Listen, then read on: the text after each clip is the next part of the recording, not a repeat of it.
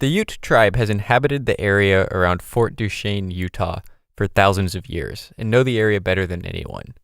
About 2 miles south of Fort Duchesne lies a remote, roughly 500-acre plot of land that members of the tribe do not enter.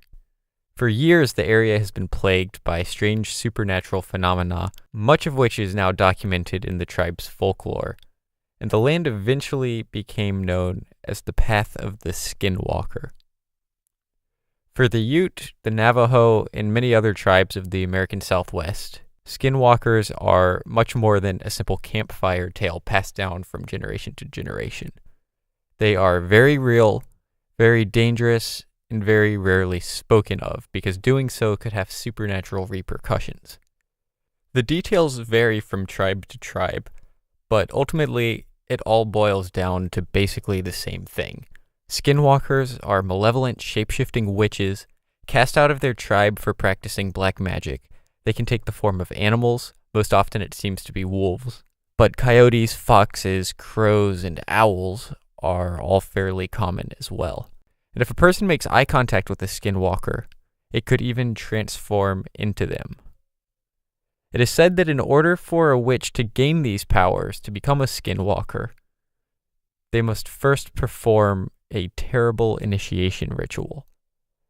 They must kill someone who is very dear to them, perhaps a child, sibling, or parent. Committing this heinous deed grants the witch their supernatural power, but at the cost of being banished from their tribe. Skinwalkers are amongst the most feared creatures in Native American folklore. It is the belief of the Utes that this land, the Path of the Skinwalker, had been cursed, making it a haven for strange, dark beings like skinwalkers. And over the years, more and more evidence has been found that suggests that there might just be something to this curse.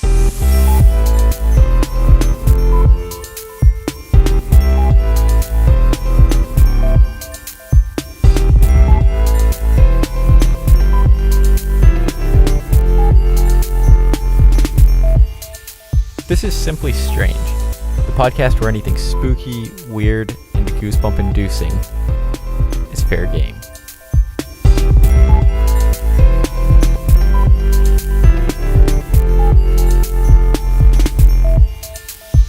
Hi, guys and gals, and welcome to episode 9 of Simply Strange. So glad you could all make it. I hope you're having a absolutely wonderful day so far, and I wish you a happy holidays, safe travels as you get around to wherever you're going. This week, we will be traveling to the Weird and Wild Skinwalker Ranch in the northeast corner of Utah. And I don't really have any exciting news or anything crazy I want to plug at the top of the show this week. I'm sure you're probably thrilled to hear that.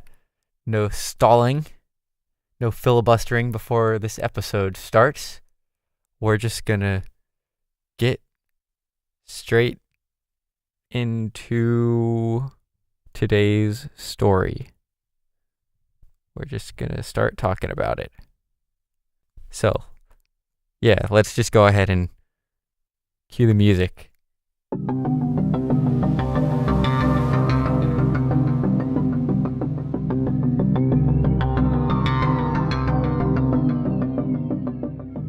In the summer of 1994, Terry and Gwen Sherman purchased their new home, a beautiful remote ranch just south of Fort Duchesne, Utah.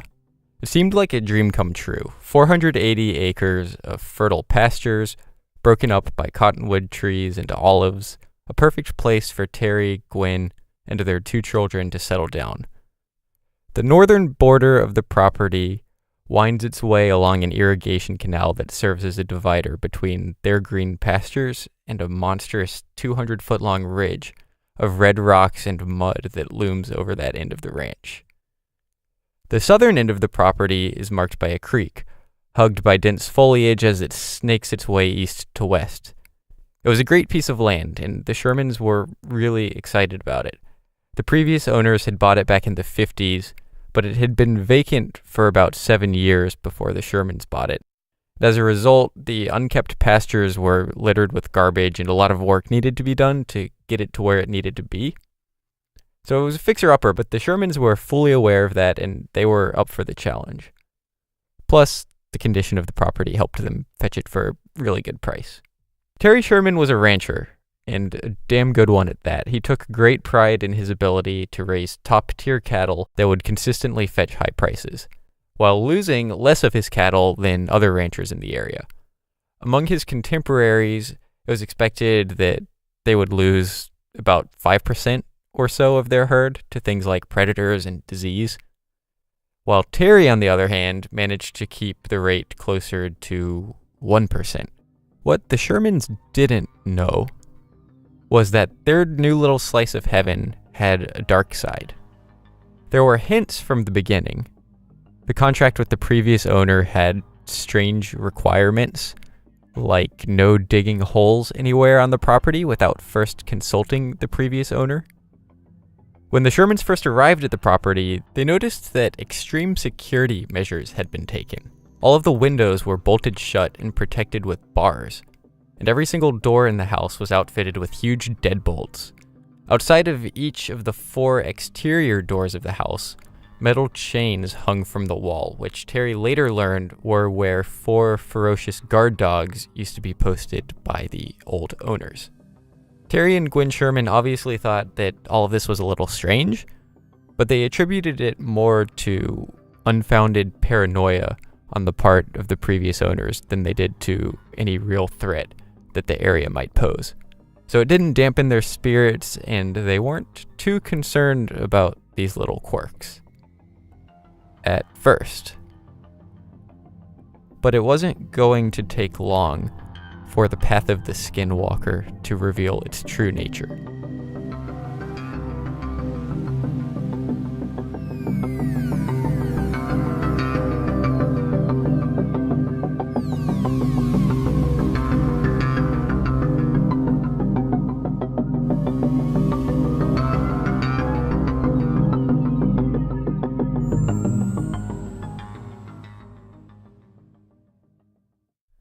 Luck was not on their side the day that the Shermans moved into their new home.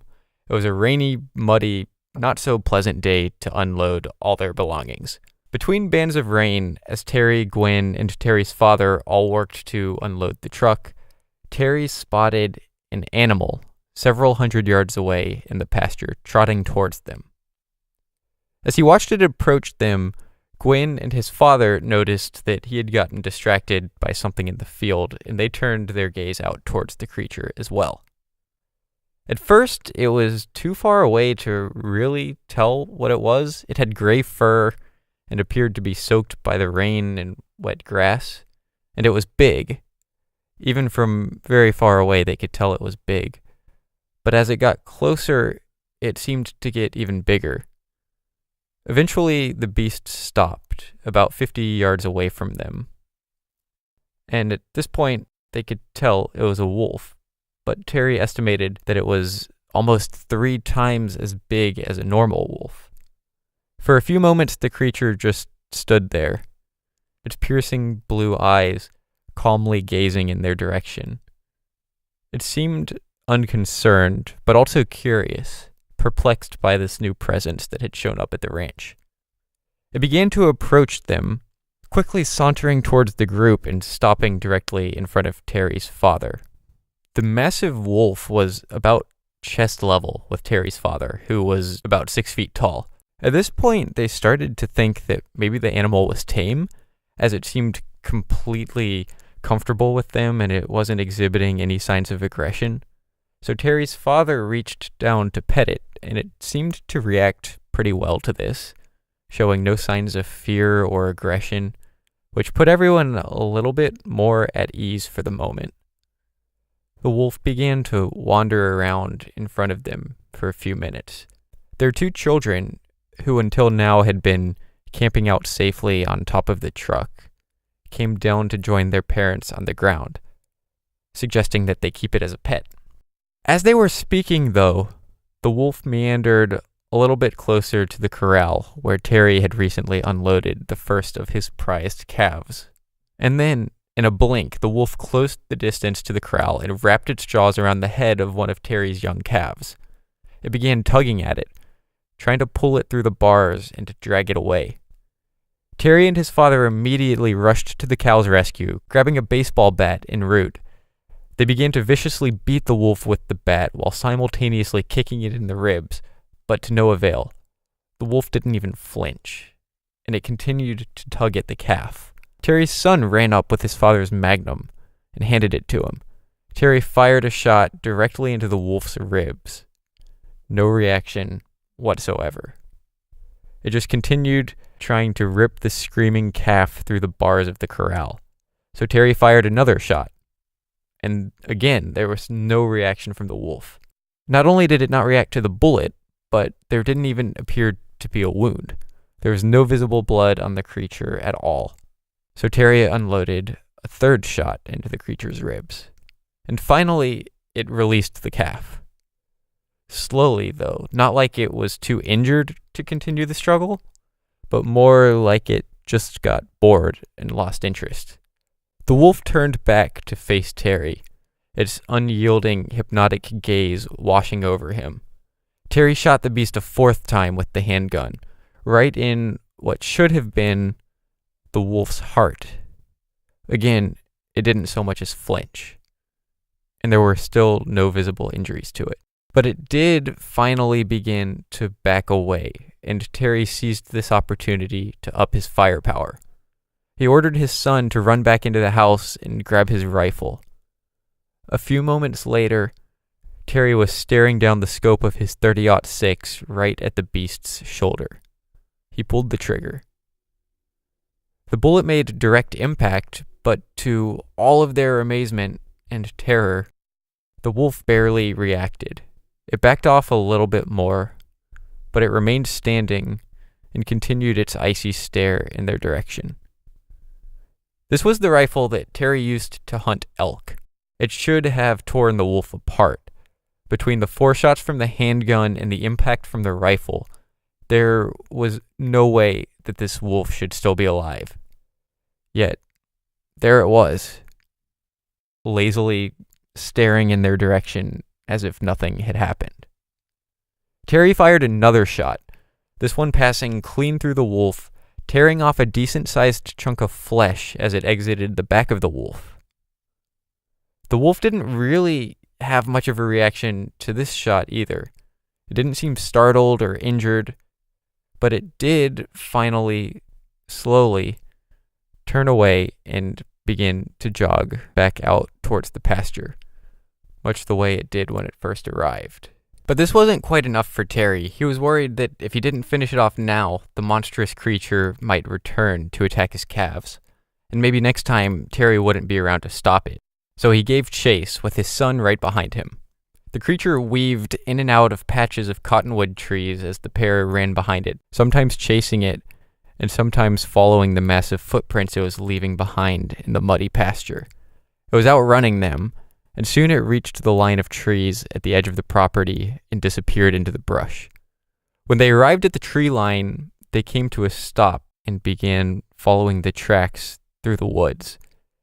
Their pace was slow now. The dense brush was full of thorns and weeds that hindered their progress, but the ground was still muddy, and the tracks were clearly visible. For an experienced tracker like Terry, they were very easy to follow. But then, they stopped. In a very muddy patch, where the tracks sank almost 2 inches into the ground, the trail just ended, and the wolf was nowhere to be seen. Terry and his son were stunned, and terrified by the bulletproof, vanishing wolf, and neither of them could explain what happened.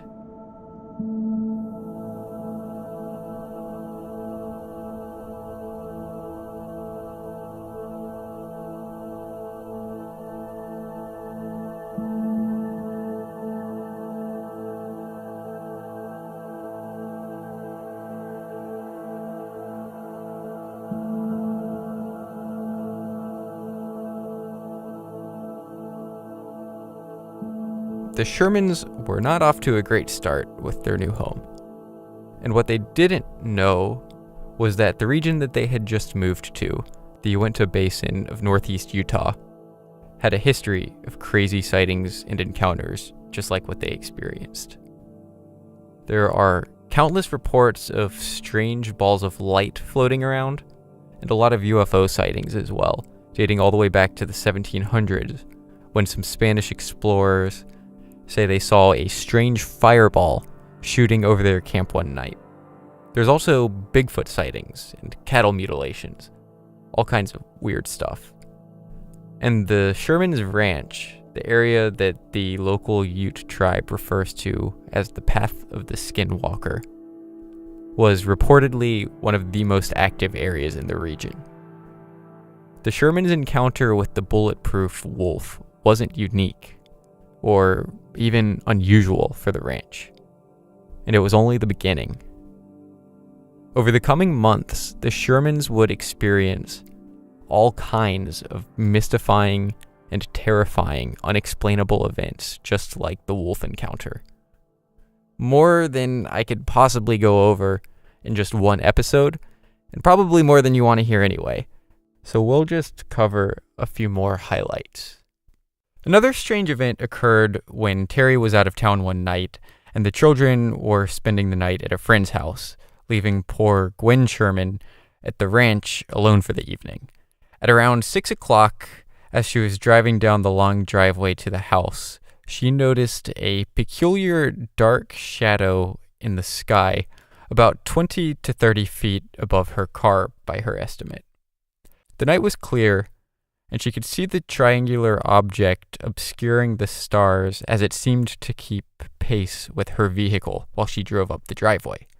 The object appeared to be shooting down tiny, multicolored red, green, blue, and yellow lights, almost like little lasers that followed alongside her car. It continued to keep pace with her as she drove up the driveway, until she reached the house, where it continued silently on, over the house, and eventually out of sight. Understandably so, this thing, whatever it was, really shook up Gwen. As soon as she got inside, she called her husband to tell him what had happened. Between talking to him and the fact that whatever she had seen seemed to be gone, she was eventually able to calm down. Until, that is, about an hour later, when she happened to look out the window into the pasture behind the house and noticed what looked like a large RV just sitting there in the pasture. It wasn't uncommon for them to get trespassers, usually UFO hunters who heard about the property's reputation and snuck in to see it for themselves. But the only entrance to the property was the locked gate at the driveway, which, even if they got through it, would have required the RV to have driven right past the house to get to where it was. So it shouldn't have been there, at least not without her seeing it get there. The inside of the RV was brightly lit, and as she looked at it, she saw what looked like a black-colored figure moving into view and sitting down at a desk.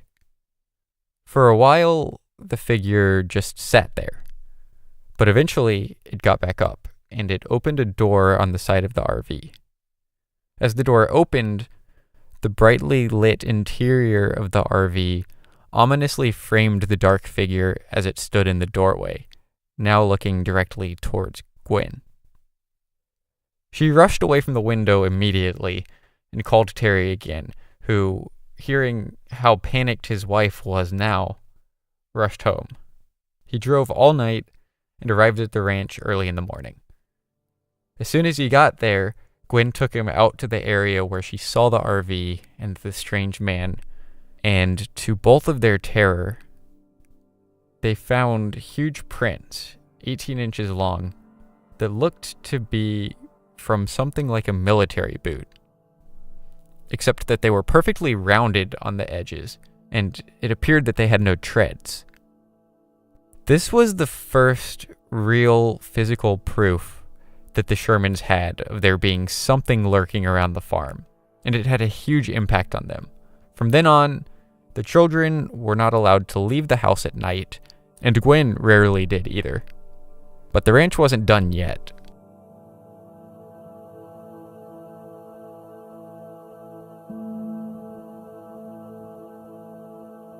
Almost on a daily basis, the Shermans would see some kind of crazy phenomenon. There were encounters with this crazy creature that could run at speeds of around 60 miles per hour and had camouflage almost to the point of invisibility, a lot like the Aliens and the Predator movies. There are multiple reports of this thing running out of the woods to briefly harass people before mysteriously disappearing again. Terry lost a lot of cattle while they lived there. Some were mutilated, with body parts being removed with surgical precision, and one was found with a deep but clean hole drilled in its anus. And some cows just outright disappeared. There was an instance where he was tracking a missing cow's prints through a snowstorm when they just stopped, like the cow had vanished, much like the wolf did. The loss of cattle was a big blow to the Shermans. They were top-notch animals that were worth a lot of money, and Terry was very careful and took great care of his herd. He didn't usually lose any animals, so this was a big financial blow for them. Then there were the wolves. They continued to show up. I've seen Bigfoot mentioned as well. There were also strange floating blue lights that supposedly attacked their minds and filled them with uncontrollable fear beyond anything that they had ever felt before. Things around the house would disappear and be found days later in strange places, like nestled in treetops. The family saw UFOs, including recurring sightings of a black triangular one that looked like a stealth fighter. The list goes on, and the whole family was experiencing things. The Shermans were getting very uneasy and starting to reach a breaking point. They were afraid of their own home.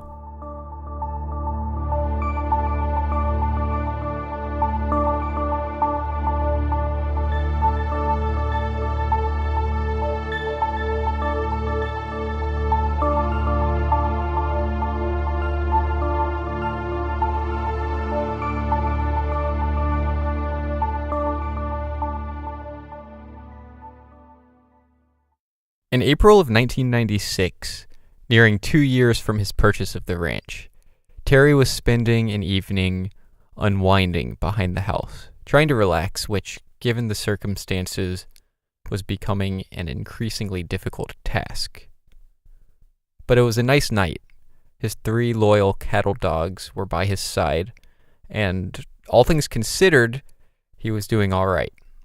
About a mile to the west of him was a cloudy orange mass that would often appear around the ranch. It was strange. It seemed almost like it was a portal. Terry swore he had seen objects come flying in and out of it at times, and that if you looked at it from the right angle, you could see blue sky on the other side, even at night, like it was a door to another world. The orange mass came and went, and by now Terry had seen it so many times that he didn't even bother with it. It was just part of life at Skinwalker Ranch. Then, in the distance, he saw a bright blue flash. Terry sat up a little bit in his chair and scanned the pasture in the direction of the light. There was one thing that stood above everything else as the most dreaded apparition at the ranch: the floating blue orb that often seemed to be around whenever cattle would go missing and filled the Shermans with agonizing dread whenever they got too close to it.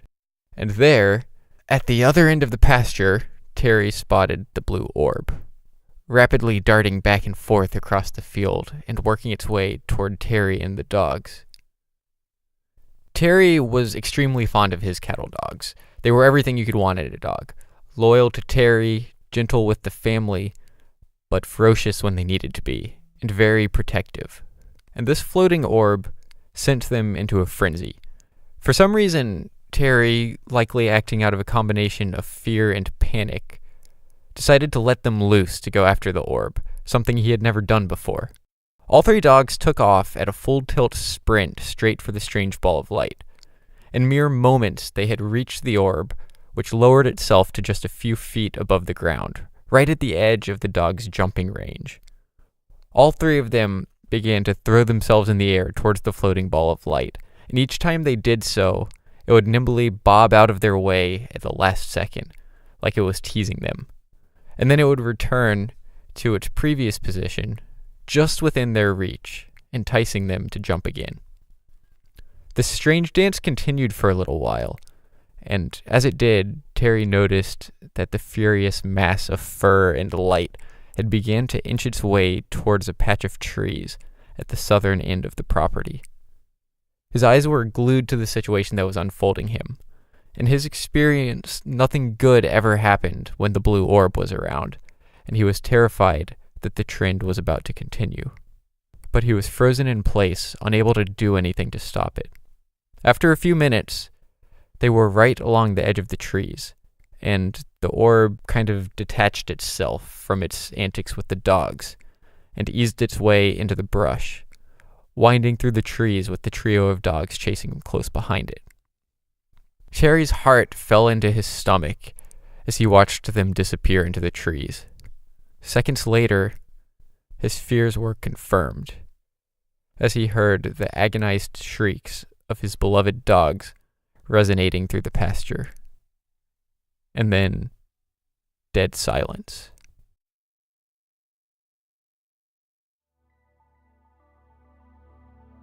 Terry waited outside for a few hours, but he could never muster up the heart to go into the woods after his dogs. He just wasn't willing to face what he was sure he would find. So he waited outside, hoping that the dogs would return. But they never did, and he eventually retired to the homestead for the evening. It wasn't until the next morning that he went back outside to inspect the trees where his dogs had disappeared. And as soon as he entered the brush, he was accosted with the smell of burning flesh. And then about 10 yards into the trees, Terry arrived at a small grassy clearing. In the middle of the clearing was 3 circles of brown, dried out, burnt-looking grass. And in the center of each circle was a heaping mass of black, greasy something, whatever was left of his dogs.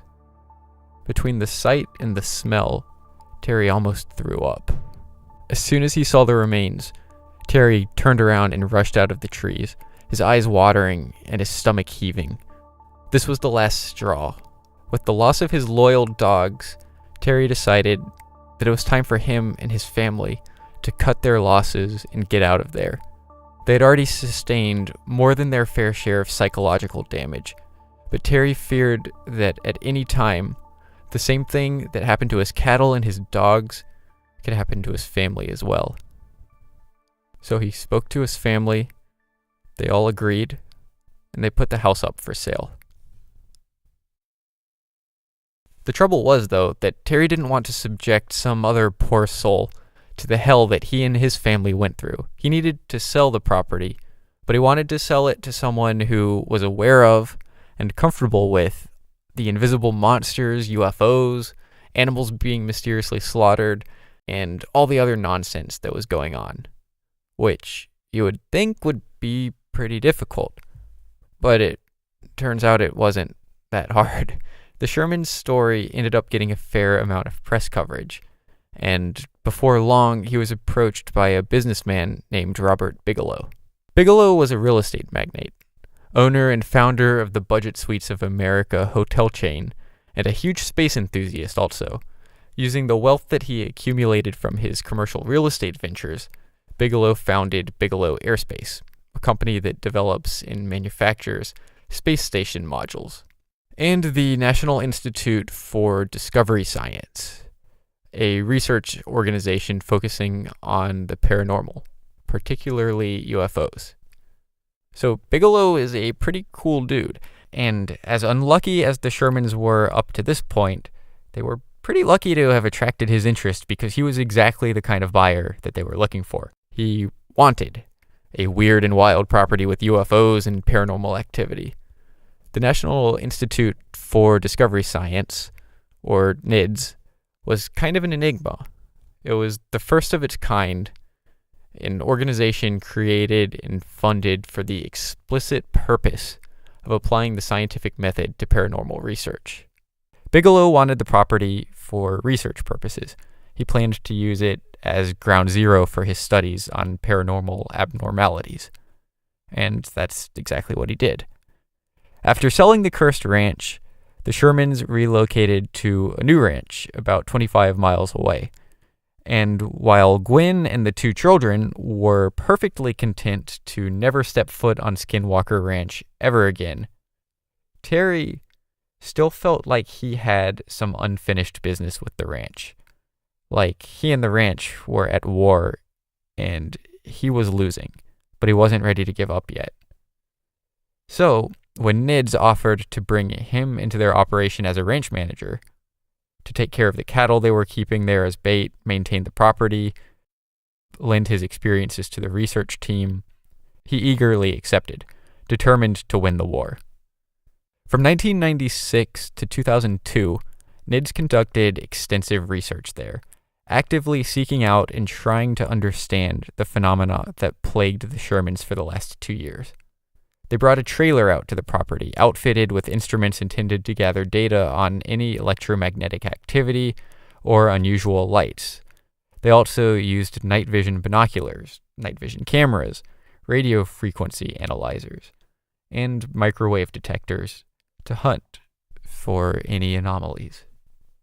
The setup was very portable, so they were able to move around as needed to focus their research on any section of the ranch that they liked. They installed a new fence around the perimeter of the property in an attempt to seal off the ranch and keep any prying eyes on the outside, and to keep whatever may be lurking around the ranch on the inside. They were very secretive about the whole thing. There was no information released to the public, and no one was allowed in. The team would interview locals by day, hoping to shed some light on the events surrounding the ranch, and they would observe the property by night. But whatever forces were out there on the ranch seemed to know that they were being watched, and they weren't playing along. According to NIDS researchers, the strange events never stopped, but they never manifested themselves in ways that they were able to record either. That's convenient. There were lights, but they were too far away to collect data on, and they barely showed up in pictures. UFOs continued to appear, but NIDS was never able to record them. There were cattle mutilations, where body parts were removed with surgical precision and the animal's blood was completely drained. But there was no evidence to be found as to who or what was responsible for the act. And there were encounters with strange, shadowy beasts in the distance that disappeared as soon as researchers tried to approach them. The goal of their research was to capture measurable and indisputable evidence of paranormal or extraterrestrial phenomena. And it seemed like it was there, but the ranch was just teasing them, keeping their goal just barely out of reach. And they were failing. By July 1997, it was clear to the researchers that what they were doing wasn't working. So they changed their strategy. Instead of using their trailer as the main location of all their gear and concentrating most of their measurements on one specific location, they set up gear all across the ranch. One of the ways that they did this was to install a series of 3 telephone poles in one of the pastures, several hundred feet from the control center trailer. On top of each of these poles were multiple cameras that ran 24/7, as well as an array of various other sensors. These cameras ran from July 1997 to July 1998, and nothing interesting really happened. Until July 20th, 1998. Most of the research team was in Las Vegas at the corporate office, providing an update to the board. Terry Sherman, though, was at the ranch as usual, and he noticed that 3 of the cameras had stopped working. So he made the trek out to the pasture where the pole-mounted cameras were located, expecting to find that they had been damaged by lightning or had some sort of mechanical failure. But that was not the case. What he instead found was that the cameras appeared to have been vandalized. When they initially set the cameras up, the power and the video feeds for the cameras were all wound together and wrapped with duct tape. And then they were run through a plastic tubing. And then that tubing was then duct taped to the pole. And then the wires went all the way down to the pole, underground, and over to the command center. And when Terry got there to investigate, what he found was that someone, or something, had ripped the wires out of the camera, unwrapped all of the duct tape that was holding the plastic tubing to the pole, and then ripped the wiring out of the plastic tubing and had carefully removed all of the duct tape from the wiring. This all would have been a very tedious process, as you probably could have inferred by how tedious it was trying to explain the specifics of exactly what they did.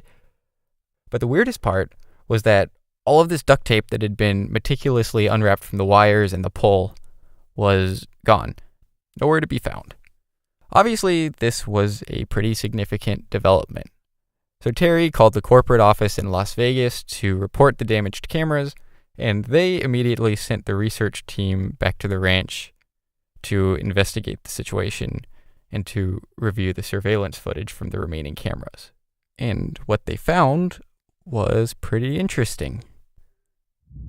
They started with the tape from the 3 damaged cameras in hopes that they would catch the perpetrator as they approached.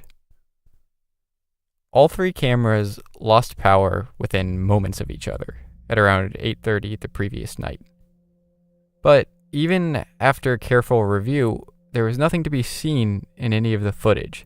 There was no movement whatsoever. The cameras just shut off without capturing anything unusual. So the damaged cameras were a dead end. But there was also another set of cameras nearby that had the damaged cameras within their field of vision. So the team reviewed the footage from these cameras as well. They jumped to the 8:30 timestamp where the other cameras had been disabled, and what they saw there was even more dumbfounding than the footage from the damaged cameras. There was nothing. The damaged cameras were plainly shown in this footage. At the time that they were damaged, when the plastic tubing was ripped off and all the duct tape was meticulously removed, you could see the little red power lights turn off on the cameras. But aside from that, there was nothing to be seen except for a few cows grazing nearby. The cameras, according to this video, had somehow just destroyed themselves. This event, in a lot of ways, exemplified the entirety of the NIDS research team's experience at the ranch. Everyone witnessed stuff: strange lights, cattle mutilations, mysterious creatures that would suddenly disappear, UFOs, but they always eluded them, and no concrete evidence of anything was ever recorded. At least, none that has been revealed to the public. And the longer that NIDS was there, the less the phenomena seemed to show itself, until it eventually seemed to peter out around 2002, at which point NIDS no longer kept crews there full time. But they did continue to check in occasionally. So, what's really going on at Skinwalker Ranch? Is the land truly cursed? Or home to a portal to another dimension? Or is there a more rational explanation? It's possible that the whole thing was a hoax. Maybe it was the Shermans' way of escaping financial ruin after the death of so many of their expensive cattle. It conveniently wasn't until 1996, when he was trying to sell the farm, that Terry went to the media. And immediately after he sold it, he disappeared again, not really resurfacing until 2005, when a book called Hunt for the Skinwalker came out. The book was written by a NIDS scientist named Colm Kelleher and a journalist named George Knapp, who had become close with Terry Sherman and Robert Bigelow, which allowed the two of them to publish a lot of new information. This book is where a good chunk of what we've been talking about here today came from. But aside from this book, Terry has been very secretive and hasn't really made himself available to the public. I do find it interesting how carefully both Terry and Bigelow have curated what information gets released. And what does get released is through a very small selection of carefully chosen sources. But was it all a hoax? Who knows? The carefully curated information we have says Terry was honest and in no way seeking attention. Whether that's the truth or not, we'll probably never know. But we do know that he's, again, vanished from the public eye. So if he was seeking attention, then that ship has sailed. Plus, the area did have a reputation for strangeness long before the Shermans arrived. Another theory that's tossed around is that the Shermans were delusional. But my problem with that is that they all corroborate each other's story. So they'd all have to be delusional. And Nids experienced a lot of weird stuff on the ranch in their time there as well. Are they delusional too? And what about the Ute tribes that avoid the cursed land? Then there's reports from neighbors as well. I'll admit that this stuff is all really fantastic. But is everyone in Fort Duchesne delusional? My guess would be no. Maybe it's another case of someone seeing something weird and the rumor mills get started and suddenly everyone's thinking that they're seeing weird stuff and it just snowballs out of control. But at the same time, things like the encounter with the wolf and the strange destruction of the cameras don't seem like they could possibly be a mistake. Although maybe the wolf was just a wolf. I think it's probably fair to say that some of the sightings were people's imaginations getting the best of them. But I don't know if I buy that being the sole perpetrator here. Then we have all the weird and wild theories that there really are UFOs and alien visitors hanging out at Skinwalker Ranch. Or it could be military experimentation, or maybe the Ute Skinwalker curse is real and it's all connected to that. And then there's the orange portal in the sky that Terry claims to have seen an object fly through at one point. Maybe the ranch is somehow connected via this portal to another dimension, and all of the strange phenomena that are being seen in the area are visitors from that dimension coming through the portal. And maybe all the disappearing animals are somehow being pulled back into that dimension. I like that theory. I think that one's pretty cool. But the truth is, we're probably never going to know what's really going on. Maybe there's a perfectly rational explanation. Or maybe there's not. In 2004, NIDS disbanded and their research at the ranch stopped. In 2016, Bigelow sold the ranch to a private corporation called Adamantium Real Estate, who has remained extremely secretive about their intentions with the ranch. They've since acquired a trademark for the name Skinwalker Ranch, and aside from that, we know pretty much nothing. The site is now monitored 24/7 by security guards and cameras, and anyone associated with Adamantium reportedly must sign an NDA. In a recent documentary about the ranch, a man is interviewed who is supposedly the new owner, but his face is blurred and his voice is disguised. No useful information is really divulged there. Just that the secrecy is all in an effort to protect his assets.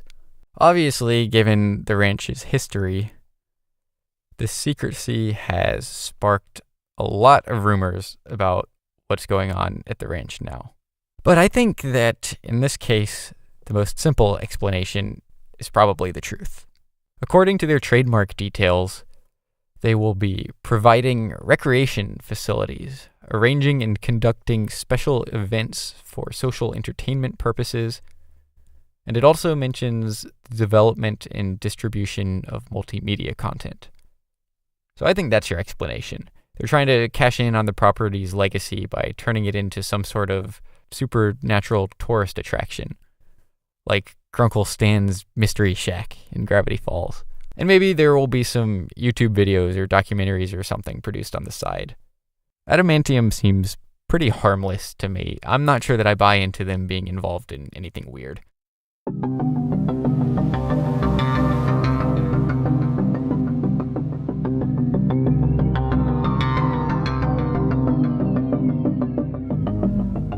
I really want to take Terry Sherman at his word, and to believe all the tales of bulletproof wolves, invisible monsters, and floating portals, and all of the other crazy stories from Skinwalker Ranch, a lot of which I wasn't even able to get to in this episode. But it's all just too much to believe. For all these people who have supposedly seen things there, the lack of any actual evidence is pretty frustrating. It's all just eyewitness accounts. And eventually, too many eyewitness accounts with nothing to show starts to look a little suspect. Skinwalker Ranch is a fascinating place with an awesome legacy. But I worry that its reputation might outweigh anything that it actually is or ever was. But whether any of it is real or not, it sure is fun to think about.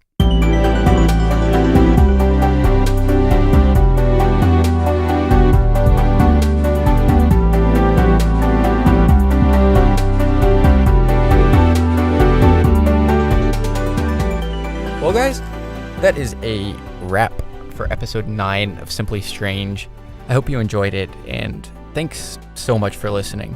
The fact that anyone wants to listen to me lock myself in a closet and talk about aliens for an hour is beyond me.